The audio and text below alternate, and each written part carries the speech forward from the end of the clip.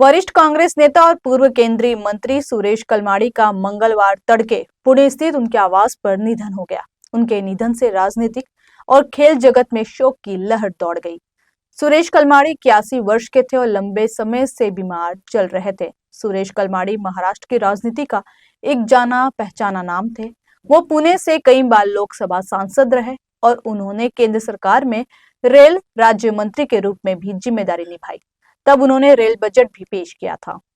वह 3 बार 1982 से 1996 और फिर 1998 में राज्यसभा के सांसद बने और 1996 में कलमाडी लोकसभा सांसद चुने गए और फिर 2004 में भी लोकसभा सांसद बने। पुणे के विकास और बुनियादी ढांचे से जुड़े कई महत्वपूर्ण कार्यों में उनकी भूमिका अहम रही। इतना ही नहीं, भारतीय खेल जगत के प्रशासक के तौर पर भी उन्होंने बड़ी उपलब्धियां पाई। वह भारतीय ओलंपिक संघ के अध्यक्ष रहे और देश में खेलों के आयोजन और अंतर्राष्ट्रीय स्तर पर भारत की भागीदारी को लेकर कई अहम फैसलों का हिस्सा बने। बता दें कि सुरेश कलमाडी ने 1960 के दशक की शुरुआत में राष्ट्रीय रक्षा अकादमी यानी एनडीए में दाखिला लिया और फिर भारतीय वायुसेना में पायलट के रूप में भर्ती हुए। उन्होंने 6 साल तक वायुसेना में सेवाएं दी और फिर 1974 तक 2 साल तक एनडीए में ट्रेनर रहे। उन्होंने 1965 और 1971 में पाकिस्तान के खिलाफ जंग में भाग भी लिया। संजय गांधी ने कलमाडी को राजनीति में लाया था। इस दौरान कलमाडी ने कुछ समय के लिए महाराष्ट्र युवा कांग्रेस का नेतृत्व किया और फिर 1982 में राज्यसभा सांसद बने।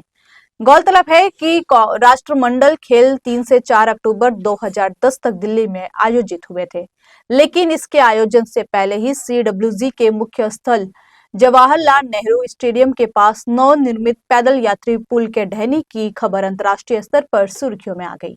शीला दीक्षित के नेतृत्व वाली कांग्रेस सरकार को सत्ता से बेदखल कर दिया गया था।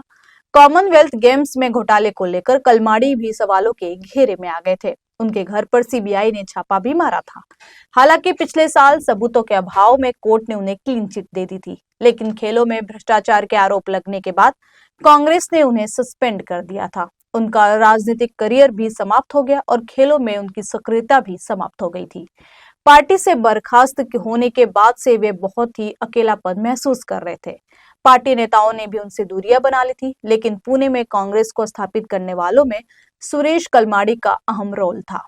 वे काफी दिनों से बीमार चल रहे थे और 6 जनवरी की तड़के सुबह उनका निधन हो गया।